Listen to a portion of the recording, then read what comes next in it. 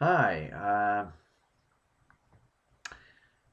I wanted to talk about a letter I wrote to the president of AMTRAK, Mr. Joe Boardman. Now, I don't have a copy of that because I wrote it in the library and sent it away the other day.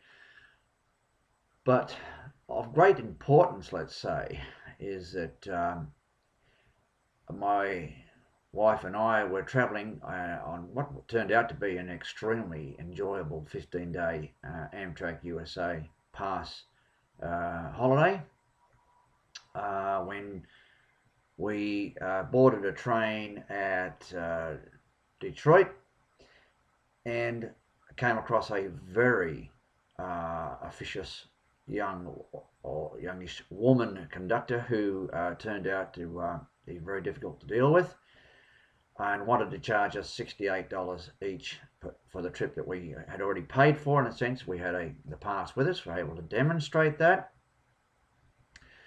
It was the wrong train because the person in LA had booked us on the wrong train instead of the one we intended to get.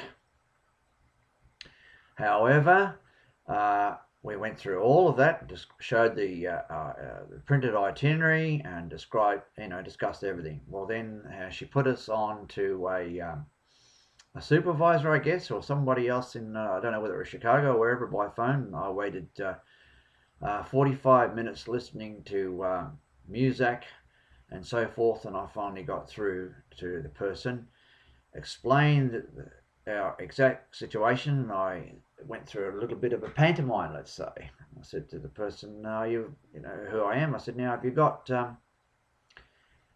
you got Chicago to Cleveland there on your screen? Oh, yes, I have. I said, yes, I see that. I said, good, we've done that trip. That's excellent. I said, now, have you got Chicago to Sacramento up there? He said, yes, I see that. I said, oh, very good. Well, we're on a train right now from Detroit to Chicago on this USA Rail Pass.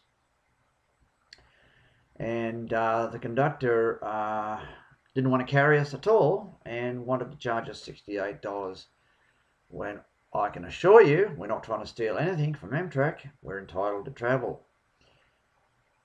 And now, can I put the conductor on? And he said, oh, yes, you can. Now, when you put I put the phone, I handed it over to the conductor. She was, judging by the body language, was being chewed out well and truly. I was being told off and basically let them ride. So we did travel on the train, and I thought, well, I'm not going to let it go at that. I'm going to actually complain anyway. And I have a good friend in Chicago who provided me with the correct postal address and so forth, and assured me that that's the way to go. And I raised the issues with him. And now I guess the best thing to say is that I do encourage my friends and family and anybody who's thinking, oh, this is terrible, maybe I won't travel by AMTRAK. That's not quite right. You would, in fact, have a great trip on AMTRAK. A couple of points. One is, when you book everything before you leave your country, like in this case we're talking about Australia, book several months in advance. Get sleeping cars, what they call roomette, which if you've got one person or two, it'll save you a lot of money over what you would pay for a bedroom, or as we call in Australia, a twinette. Anyway, the sleeping car fees are quite reasonable, and they include all your meals, and I will describe it as an excellent way to travel. You book all of that before leaving, and then you allow yourself a good 24 hours or so before you actually travel to get your tickets printed out, and then you head off, as I said, the following day. Check every single ticket that it is correct for the train that you intended it to travel on, so that there's no mistakes. In our case, we wanted to travel at 6:23 p.m., but we were inexplicably put on a train at 2 minutes past 3 in the afternoon, which was an impossibility, as we were just arriving from Canada at that time. And I didn't even check the time on the ticket, I just checked the date. As the lady said, July the 29th, Detroit to Chicago. I said, yes. Well, of course I said yes, because we intended to travel on a train at 6:23. So you need to check that, and every single trip that you do, in other words. And then never allow a short 2 or 3 hours or so between one train and another to make connections. If you've got any doubt, you stay overnight, for example. You might come in from LA to Chicago, and you might want to go on to another destination that might only be nominally a couple of hours connection. Don't do that. In our case, we had no problems. We came in late, but we had several hours to make the connection. There was no problems. We went on to Cleveland.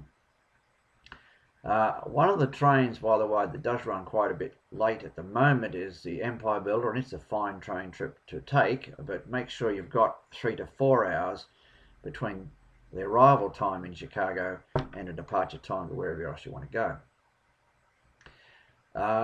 So also another thing to bear in mind is the Amtrak passes are not like Brit Rail passes or U-Rail passes. They are not unlimited rail travel. They are over what they call 8 segments, and that actually just means 8 train trips. So if you sit down with an Amtrak timetable and work out 8 quite long train trips, that will be quite acceptable over that 15-day period.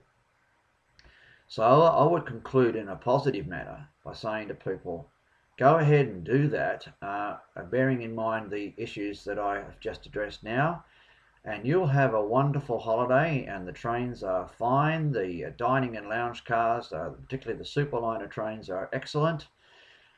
You would spend all day, as it were, in the dining and lounge cars and be in your sleeping car only for your night travel.